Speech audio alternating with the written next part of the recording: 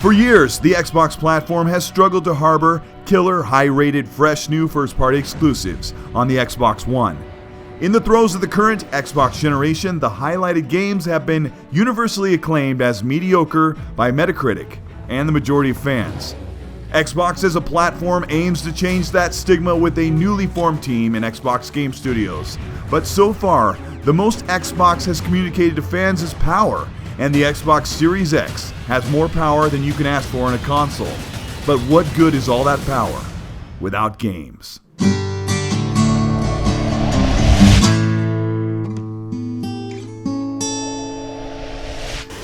This is Colteastwood. Thank you so much for checking in. This will be a very different video for me. Over the past few months, I have been reporting on the specs and hardware features in the Xbox Series X. But until Microsoft is ready to unveil new games, the information out there has been what powers these games. If you like this kind of content, hit the like and subscribe to the channel. Change the settings in your YouTube viewer to 4K 60 FPS, and let's see what we have to look forward to on Xbox very soon. Right now, power matters a great deal to developers as much as it does for the players of their games that want to feel immersion with high-quality visuals and performance on their platform of choice.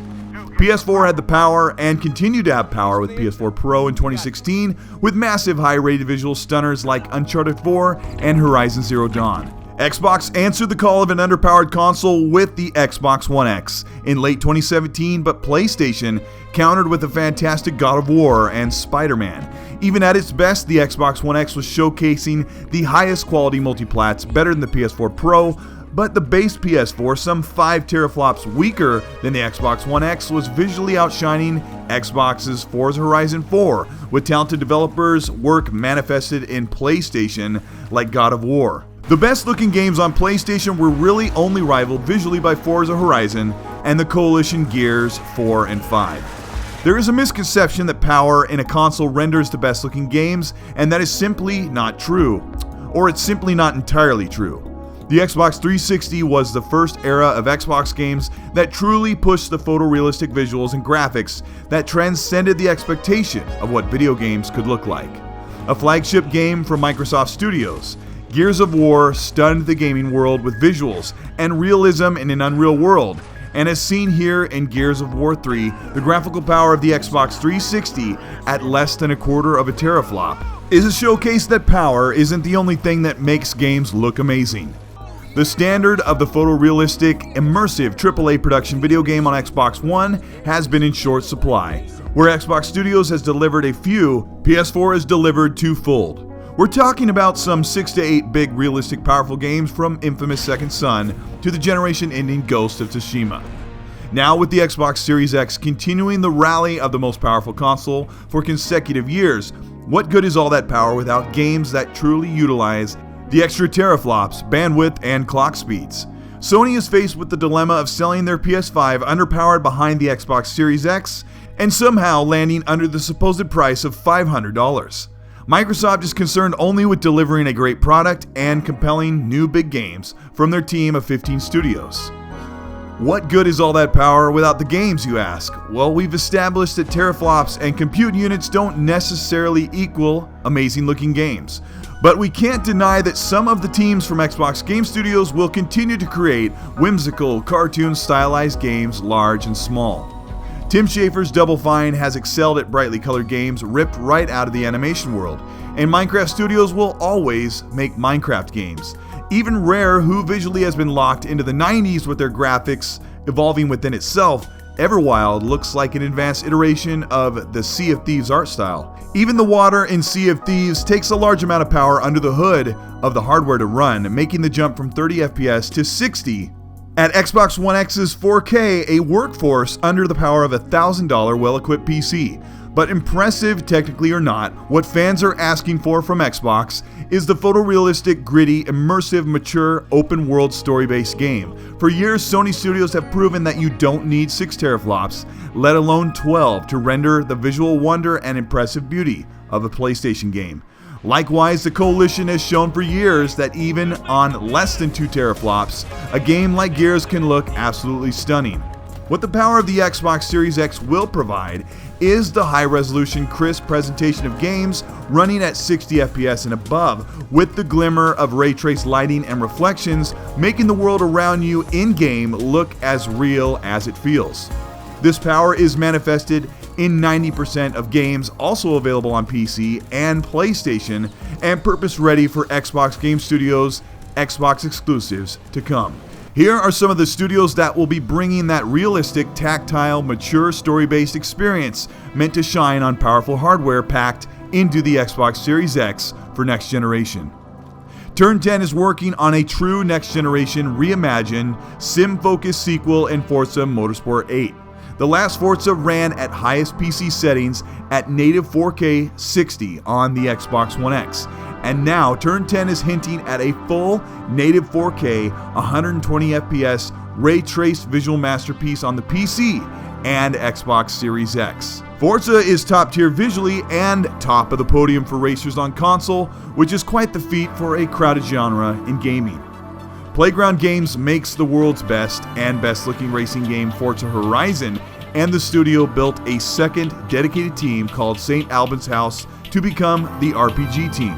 The worst kept secret is their work on Fable or something Fable-like, but it's most likely Fable, a fourth installment or a fresh reboot. With the changing seasons, attention to detail, and a pedigree of experienced AAA talent, St. Albans House is creating a Fable game that will show a massive visual improvement we'd expect from years of planning and creation. 343 Industries is spending the rest of this year getting ready to launch Halo Infinite, the ending of a trilogy on the Xbox Series X. 2 trailers and no gameplay. But 343 has shown us how beautiful the all-new Slipspace engine can be. Take a look.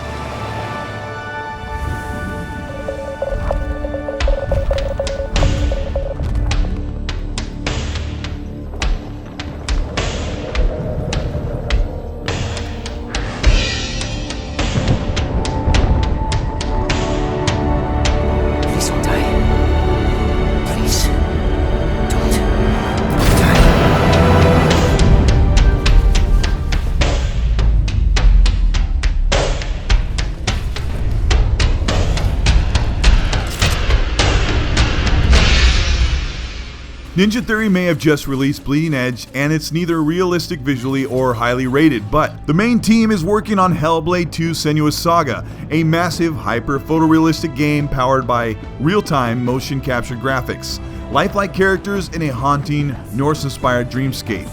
Although the trailer here is shown in cinematic 24 FPS, the final game will run at 60 FPS on the Xbox Series X with vibrant ray-traced visuals, a benefit of the RDNA 2-powered new console. Obsidian just delivered the saccharine-soaked colorful Outer Worlds, a trimmed-down space RPG with nods to the Fallout series and a comparable shooter with a focus on choice. This was a beautiful game on current consoles, and right now, Obsidian's 2 teams are working on a sequel to Outer Worlds and a fantasy RPG to capture the magic of what we loved about Skyrim. We know Obsidian has the talent to create a beautiful game and the world that the power of the new Xbox can properly convey. We could go on about all of the other 15 studios and what they could possibly make, and I've done that thoroughly in videos that I'll link at the end here. But I want to show you one last time the talent and the beauty behind a destroyed Otherworld in the Coalition's Gears franchise. Gears Tactics is coming to the Xbox Series X after it launches on PC, and looks every bit a full-fledged Gears game from afar and up close. The Coalition shows their affinity for mood lighting and visceral combat feedback. Their true showcase is with Gears 5, with its myriad of vistas, detailed and stylized visuals that shine even on a console the 10th of the teraflop count as the Xbox Series X. Digital Foundry calls Gears 5 in a league with Naughty Dog, and it shows. Teraflops are not a true benchmark of what power inside hardware means and what it can do. It's like the horsepower in a car. There is much more to the performance that makes our games look amazing and run smoothly, tactile and responsive. Power is vitally important to the Xbox platform and hardware teams to deliver the tools and headroom for developers to bring their imagination to life and give us, the gamers, hands-on with how games should look and play. This is Colteastwood. Thank you so much for watching. This video took a lot longer than most that I create, and I hope you enjoyed the production. The most often repeated negative comment I get, and there aren't always a lot of them, but I guess it's a rhetorical comment.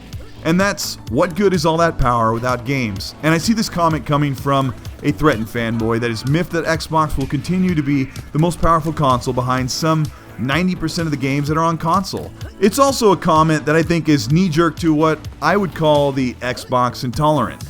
And none of that really matters, but do me a favor, when you get to the comment section, try to do a little educating to these people. I've learned that most fans that don't care for Xbox naturally don't want to or need to listen to messaging or news about what Xbox is doing to improve the platform.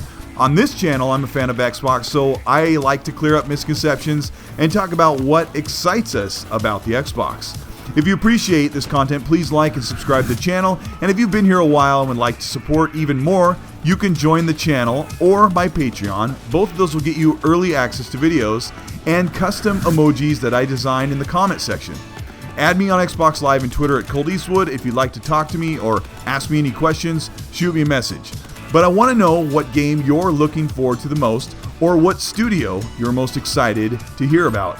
But right now, more than ever across the globe, we are all dealing with hardship, people are on edge, and people are unsure, and now is the time to be constructive and positive so we can all enjoy this hobby together. Please, while you're out there, be safe, stay home, play through your backlog of games, and please, be nice.